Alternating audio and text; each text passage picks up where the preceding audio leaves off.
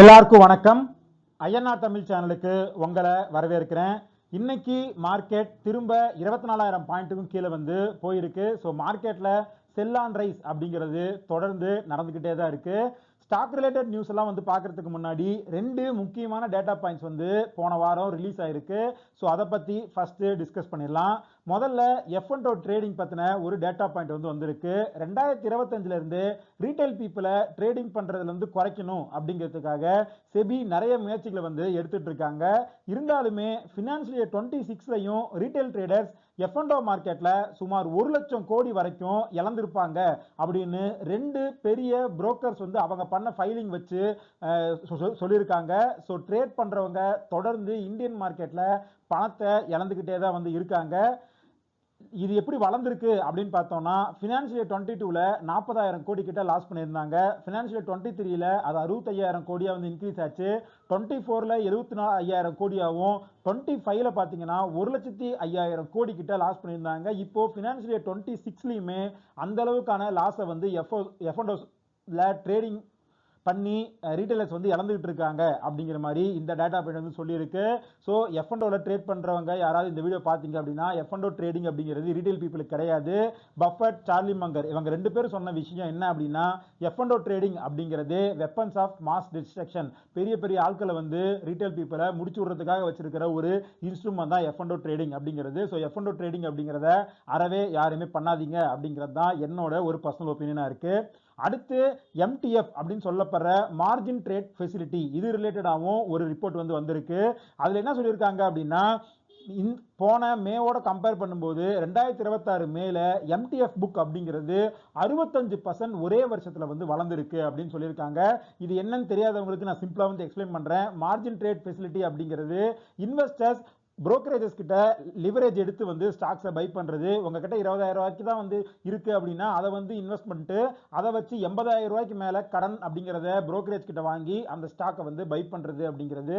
So இந்த margin trade facility அப்படிங்கிறது வளர்ந்துகிட்டே இருக்கு. ஜூன்ல 1.3 லட்சம் கோடியா வந்து வளர்ந்துருக்கு. ஸோ இதுவுமே ரொம்ப ஒரு ஆபத்தான போக்கு. நம்ம கிட்ட என்ன பணம் இருக்கோ அதுல ஸ்டாக்கை பை பண்ணி லாங் டேர்முக்கு ஹோல்ட் பண்றது அப்படிங்கிறது தான் ஒரே சேஃபான மெத்தட். ஆனா இன்வெஸ்டர்ஸ் எல்லாருமே இந்த MTF-ஐயும் வந்து அதிகமா பண்ணிட்டு இருக்காங்க அப்படிங்கிறது தான் இந்த டேட்டா பாயிண்ட் வந்து சொல்லுது. கம்பெனிஸ் அப்படின்னு பார்த்தோம்னா Reliance, HDFC bank, Infosys, TCS, Jio finance இந்த 5 கம்பெனிலையுமே இந்த மார்ஜின் ட்ரேட் ஃபெசிலிட்டி மூலமா வாங்கப்பட்ட ஷேர்ஸ் அப்படிங்கிறது அதிகமான வேல்யூல வந்து இருக்கு. ஸோ F&Oவும் பண்ணாதீங்க, மார்ஜின் ட்ரேட் ஃபெசிலிட்டி யூஸ் பண்ணியும் ஸ்டாக்ஸை வந்து பை பண்ணாதீங்க. உங்ககிட்ட இருக்கிற பணத்துல நல்ல குவாலிட்டியான பிசினஸை வந்து பை பண்ணிட்டு லாங் டேர்முக்கு நம்ம அதை ஹோல்ட் பண்றோம் அப்படின்னா மட்டும்தான் மார்க்கெட்ல நம்மளால ரொம்ப நாளைக்கு வந்து நிலைச்சிருக்க முடியும். ஏன்னா இந்த MTF புக்லாம் நம்ம இன்வெஸ்ட் பண்ணும்போது அதை கடன் அப்படிங்கிறது வாங்கியிருந்தோம் அப்படின்னா மார்க்கெட் கடும் சரிவை சந்திச்சு அப்படின்னா நம்ம இன்வெஸ்ட் பண்ண கேபிட்டலுக்கு மேல நமக்கு லாஸ் அப்படிங்கிறது வரும். ஸோ இந்த ரெண்டு முக்கியமான டேட்டா பாயிண்ட்டையும் நான் வந்து டிஸ்கஸ் பண்ணும் அப்படிங்கிற மாதிரி வந்து நினைச்சேன். ஸோ இதுக்கப்புறம் ஸ்டாக் ரிலேட்டட் நியூஸ் என்ன அப்படிங்கிறத ஒன்னொன்னா பார்க்கலாம்.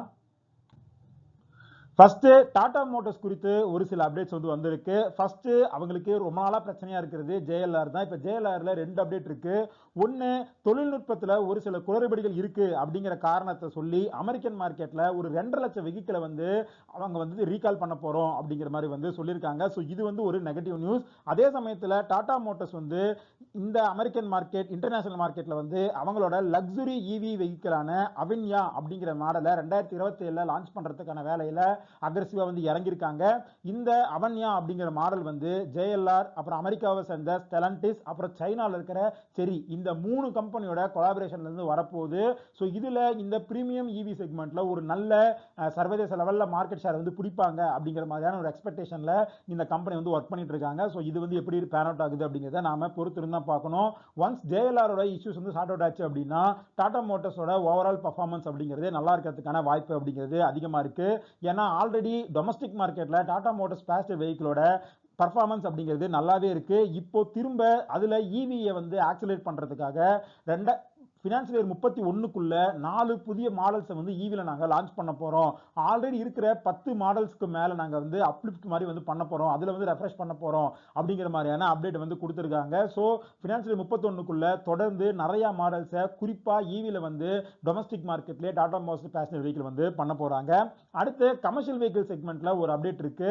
அது என்ன அப்படின்னு பார்த்தோம்னா டாடா மோட்டார்ஸும் கேஸ்ட்ராலும் வந்து சேர்ந்து பயன்படுத்தப்பட்ட இன்ஜின் ஆயில வந்து மறுசுழற்சி முறையில திரும்ப பயன்படுத்துறதுக்கான ஒரு ப்ராசஸை வந்து பண்றதுக்கான ஒரு அக்ரிமெண்ட் அப்படிங்கறத போட்டிருக்காங்க.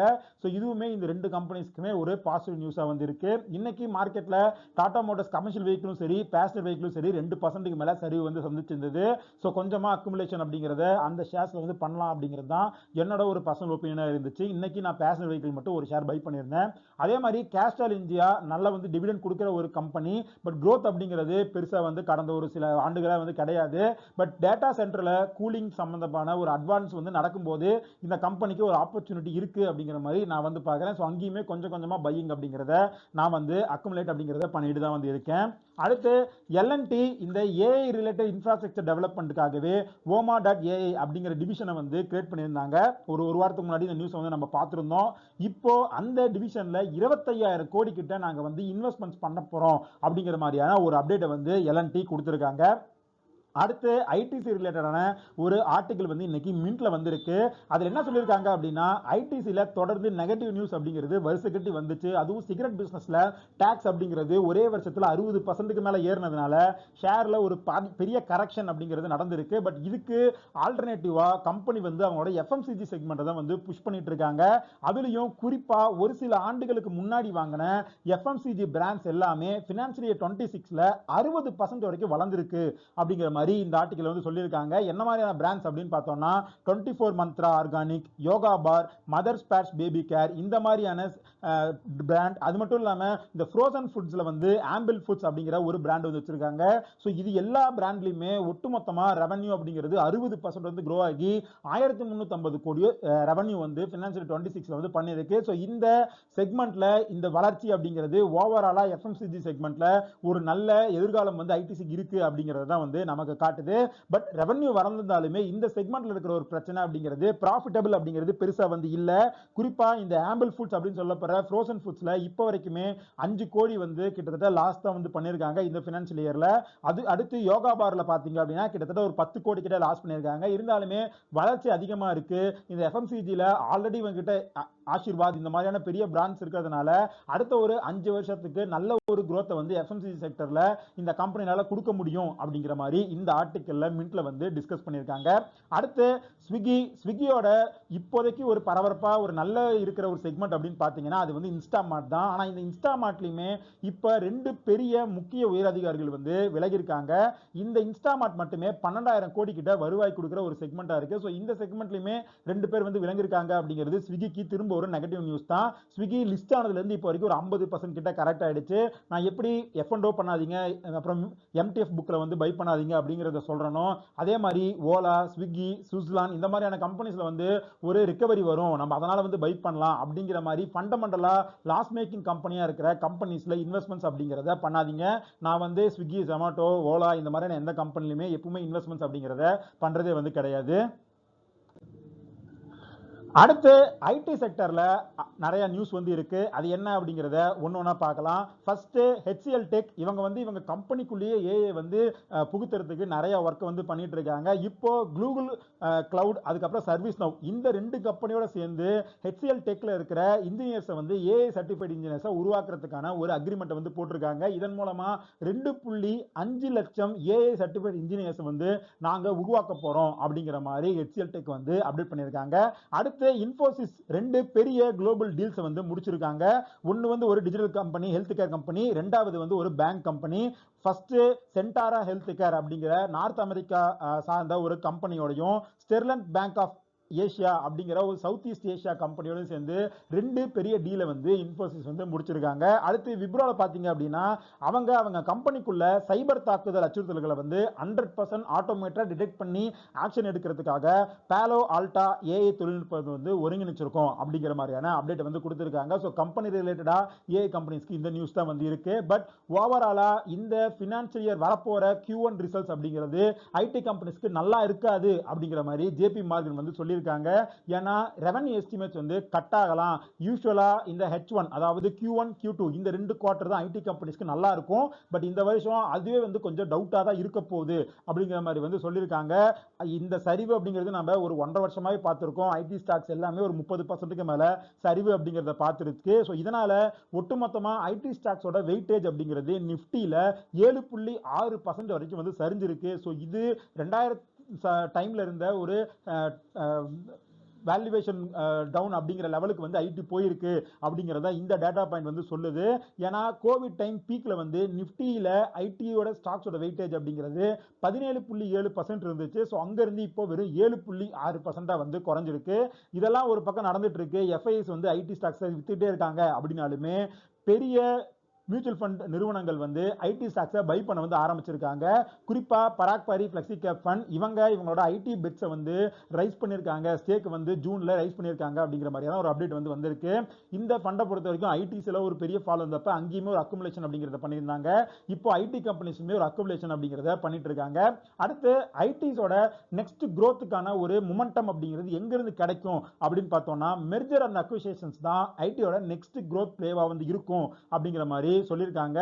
அதுக்கு உதாரணங்களா அவங்க என்ன சொல்லியிருக்காங்க அப்படின்னா அசென்சர் அமெரிக்கால அவங்களோட ரிசல்ட்ஸ்ல என்ன சொல்லியிருக்காங்க அப்படின்னா $5 பில்லியன் இருந்த அவங்களோட மெர்ஜர் அண்ட் அக்விசிஷன் பட்ஜெட்டை வந்து $9 பில்லியன் வந்து இன்க்ரீஸ் பண்ணியிருக்காங்க. இந்தியாலையுமே இன்ஃபோசிஸ், எஸ்சிஎல் டெக், விப்ரோ, டெக் மகேந்திரா, கோஃபோர்ஜ் அப்புறம் எம்ஃபசிஸ் இந்த கம்பெனி எல்லாமே அக்விசிஷன்ஸ்ல வந்து ஸ்டெப் அப் பண்ணி புது செக்மெண்ட்ல இருக்கிற கம்பெனிஸை வந்து அக்வயர் பண்ணி பிசினஸை பெருசு பண்ணிட்டு இருக்காங்க. இந்தியாவில் இருக்கிற இந்த கம்பெனிஸ் எல்லாமே சேர்ந்து இந்த கேலண்டர் 2026 $7 பில்லியன் அளவுக்கு அக்விசிஷன்ஸ் வந்து பண்ண போறாங்க அப்படிங்கிற மாதிரியான ஒரு அப்டேட் வந்து வந்திருக்கு. ஸோ ஓவராலா இந்த அக்விசிஷன் மெர்ஜர் அப்படிங்கிறத எந்தெந்த கம்பெனிஸ் வந்து இந்த Q1 ரிசல்ட்ஸ் வந்து மென்ஷன் பண்றாங்க அப்படிங்கிறதையும் நாம வந்து க்ளோஸா வந்து வாட்ச் பண்ணணும். என்னை பொறுத்த வரைக்கும் இப்போதைக்கு ஐடி செக்மெண்ட்ல இன்ஃபோசிஸ் அண்ட் HCL டெக் இது ரெண்டுமே லாங் டர்ம்க்கு ஒரு நல்ல ஒரு வேல்யூ பை செக்மெண்ட்ல இருக்கு அப்படிங்கிற மாதிரி நான் வந்து நினைக்கிறேன். ஸோ வீக்லி 1, 2 அப்படிங்கிற கவுண்ட்ல வந்து நான் அக்குமுலேஷன் அப்படிங்கிறத இந்த 2 ஷேர்லையுமே பண்ணிட்டு இருக்கேன். அடுத்து மார்க்கெட் ஃபுல்லாவே நெகட்டிவா வந்து பெர்ஃபார்ம் பண்ணிட்டு இருந்தாலும் ஃபார்மா செக்டர் அப்படிங்கிறது கடந்த ஒரு வாரமா நல்லாவே வந்து பெர்ஃபார்ம் பண்ணிட்டு இருந்திருக்கு. இன்னைக்குமே டாக்டர் ரெட்டி ஷேர் வந்து ஒரு 2.5% கிட்ட பாசிட்டிவா ட்ரேட் ஆச்சு. தொடர்ந்து 6வது நாளா ஒரு பாசிட்டிவ் ட்ரேட் அப்படிங்கிறது டாக்டர் ரெட்டில நடக்குது. 52 வீக் ஹையை வந்து டாக்டர் ரெட்டி மீட் பண்ணியிருக்கு. அடுத்து நிஃப்டி ஃபார்மா பாத்தீங்க அப்படின்னா ஓவராலாவே 2.5% கிட்ட கெயின் ஆயிருக்கு. சிப்லா ஏறி இருக்கு. ஜைடஸ் லைஃப் சயின்சஸும் கெயின் ஆயிருக்கு. 1100 ரூபாய்க்கு மேல வந்து போயிருக்கு. அதுவுமே 52 வீக் ஹை கிட்ட தான் வந்து இருக்கும். நாட்கோ ஃபார்மால மட்டும் ஒரு ஆப்பர்ச்சுனிட்டி இன்னும் இருக்கு அப்படிங்கிற மாதிரி நான் வந்து நினைக்கிறேன். ரிசல்ட்ஸ் வந்து போன Q4ல மோசமா வந்த காட்டியும் அங்க ஒரு கரெக்ஷன் நடந்து $900 அப்படிங்கிற லெவல்ல வந்து நாட்கோ ஃபார்மா ட்ரேட் ஆயிட்டு இருக்கு. அடுத்து மார்க்கெட் செல் அண்ட் ரைஸ் அப்படிங்கிறத போயிட்டு இருக்குதுல முக்கியமான ஒரு பங்கு அப்படிங்கிறது எஃப்ஐஎஸ்க்கு வந்து இருக்கு. எஃப்ஐஎஸ் தொடர்ந்து மார்க்கெட்ல செல் பண்ணிட்டே இருக்காங்க. இந்தியாவில் ஜூன் 1 to 15 இந்த முதல் 15 நாள்ல இருக்க டேட்டா எடுத்து பார்த்தோம் அப்படின்னா 64,000 கோடி ஒர்த் ஆஃப் ஷேர்ஸை வந்து மார்க்கெட்ல எஃப்ஐஐ செல் பண்ணியிருக்காங்க. மோஸ்ட்லி ஃபினான்ஷியல் அதாவது பேங்க் ஷேர்ஸ் இந்த மாதிரியான ஷேர்ஸ்லையும் ஆயில் அண்ட் கேஸ்லையும் வந்து செல் பண்ணியிருக்காங்க. அவங்க பை பண்ணது அப்படின்னு பார்த்தோம்னா டெலிகம்யூனிகேஷன் அப்புறம் வந்து சர்வீஸ் செக்டர் இந்த ரெண்டுலையும் தான் கொஞ்சம் வந்து பையிங் அப்படிங்கிறத பண்ணியிருக்காங்க. பட் ஓவராலா செல்லிங் அப்படிங்கிறத பண்ணிட்டே தான் இருக்காங்க. ஆம்பிட் கேபிட்டல் என்ன சொல்லியிருக்காங்க அப்படின்னா இந்தியன் வேல்யூவேஷன் அப்படிங்கிறது மற்ற எமர்ஜிங் கண்ட்ரிஸோட கம்பேர் பண்ணும்போது இன்னமும் ஹையா தான் இருக்கு. ஸோ எஃப்ஐஐ திரும்ப வரதுக்கான எந்த ஒரு காரணமும் வந்து இப்போதைக்கு மார்க்கெட்ல வந்து இல்ல. ஸோ செல்லிங் அப்படிங்கிறது இன்னும் தொடரும் அப்படிங்கிற மாதிரி தான் ஆம்பிட் கேபிட்டல் வந்து சொல்லியிருக்காங்க. ஸோ எஃப்ஐஐ செல்லிங் தொடர்ந்து இருக்கும் வரையில மார்க்கெட்ல கன்சிஸ்டண்டா பிரஷர் அப்படிங்கிறது இருக்கும். நமக்கான ஆப்பர்ச்சுனிட்டிஸ் அப்படிங்கிறது அங்கங்க ஓப்பன் ஆகும் அப்படிங்கிற மாதிரி தான் நான் வந்து நினைக்கிறேன். கடைசியா கோல்டு பார்த்தோம் அப்படின்னா $4,000 கீழே வந்து போன வாரம் ஃப்ரைடே வந்து போயிருந்தது. பட் அங்க இருந்து திரும்ப கொஞ்சம் கெயின் ஆகி 4,100 கிட்ட வந்து போச்சு. பட் ஆனா திரும்ப 4,000 கிட்ட வந்து வந்துருச்சு. இப்போ $4034 per ounce அப்படிங்கிற லெவல்ல வந்து இருக்கு. இன்னைக்கு நியூஸ் பேப்பர்ல வந்த ஆர்டிகல் என்ன சொல்லியிருக்காங்க அப்படின்னா, கோல்டு வந்து ஒரு சேஃபான ஒரு இன்வெஸ்ட்மெண்ட் ஸ்டேட்டஸ் அப்படிங்கிற அந்த விஷயம் வந்து ஃபேட் ஆயிட்டு இருக்கு. ஏன்னா ஆயில் பிரைஸ் வந்து கொஞ்சம் ஆசிலேட் ஆயிட்டே இருக்கு. இன்ஃப்ளேஷன் பிரஷர் அப்படிங்கிறது உலகம் ஃபுல்லா அதிகமா இருக்கு. ஃபெட் வந்து இன்ட்ரெஸ்ட் ரேட்டை ஹைக் பண்ணுவாங்க, அதனால டாலர் வந்து ஸ்ட்ரென்தன் ஆகும் அப்படிங்கிற பயம் அப்படிங்கிறது கோல்ட்ல ஒரு டிக்ளைனை டிரைவ் பண்ணிட்டே இருக்கு அப்படிங்கிற மாதிரி வந்து சொல்லியிருக்காங்க. ஸோ இப்போதைக்கு கோல்டு ஒரு தோராயத்தில் வந்து இருக்கு. எப்போ கெவின் வாஷ் வந்து மீட்டிங் வச்சு இல்ல இன்ட்ரெஸ்ட் ரேட் நாங்க ஏத்த தான் போறோம் அப்படிங்கிற மாதிரி தெளிவா சொல்லியோ இல்ல ஒரு இன்ட்ரெஸ்ட் ரேட்டை 0.25 வந்து ஏத்துனாரு அப்படின்னா அப்ப கோல்ட்ல ஒரு பெரிய கரெக்ஷன் அப்படிங்கிறதுக்கான வாய்ப்பு அப்படிங்கிறது நல்லாவே வந்து இருக்கு. ஸோ இதெல்லாம் தான் இன்னைக்கு மார்க்கெட் ரிலேட்டட் அப்டேட். இந்த வீடியோல நம்ம டிஸ்கஸ் பண்ண எல்லா விஷயங்களையும் ஒரு இன்ஃபர்மேட்டிவ் பர்பஸ்க்கு தான்.